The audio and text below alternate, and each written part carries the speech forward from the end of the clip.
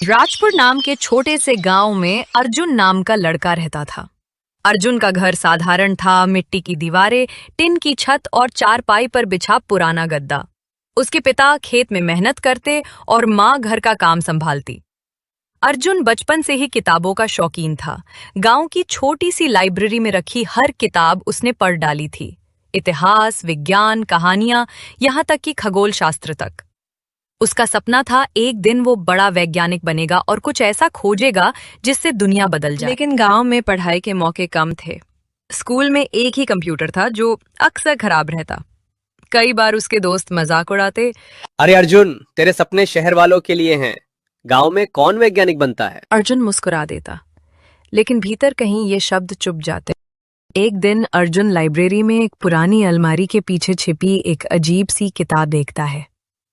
किताब पर धूल जमी थी और उस पर सुनहरे अक्षरों में लिखा था काल यंत्र। पन्ने खोलते ही उसे हैरानी हुई। किताब में किसी मशीन का चित्र बना था जो समय में यात्रा करा सकती थी। हर पन्ने पर जटिल चित्र और समीकरण थे जिन्हें अर्जुन धीरे धीरे समझने लगा। किताब के आखिरी पन्ने पर लिखा था, ये यंत्र तुम्हें अतीत या भविष्य में ले जा सकता है, लेकिन याद रखो, समय के साथ खिलवाड़ खतरनाक है। अर्जुन के भीतर जिज्ञासा और उत्साह की लहर दौड़ गई।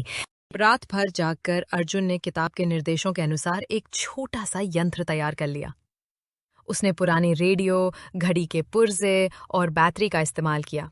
अगले दिन जब उसके माता पिता खेत में गए, अर्जुन ने यंत्र चालू किया। तेज रोशनी और अजीब सी गूंज के बाद अर्जुन ने आंखें खोली। वो एक बिल्कुल अलग जगह पर था। वो राजपुर का ही अतीत था, करीब 150 साल पहले का। मिट्टी के घर, बैलगाड़ी, लोग पुराने कपड़ों में और कहीं भी बिजली नहीं। अर्जुन ने महसूस किया कि वो सचमुच समय में पीछे चला गया है। अर्जुन की मुलाकात वहां राघव नाम के एक लड़के से हुई। राघव गांव का सबसे तेज तर्रार और होशियार लड़का था, लेकिन उसे पढ़ाई का कोई मौका नहीं मिला था। अर्जुन ने उसे किताबें और गणित के नए तरीके सिखाए। दोनों जल्दी ही अच्छे दोस्त बन गए। राघव अर्जुन से पूछता, तुम कहाँ से आए हो? तुम्हारे कपड़े और बातें अजीब हैं। अर्जुन हंसकर टाल देता, मैं एक दूर के गांव से आया हूं। लेकिन अर्जुन जानता था वो यहां ज्यादा दिन नहीं रह सकता, वरना इतिहास बदल सकता है। अतीत देख लिया, अब भविष्य देखना चाहिए। वो वापस अपने समय में लौटा और यंत्र को भविष्य के 100 साल बाद के लिए सेट कर दिया।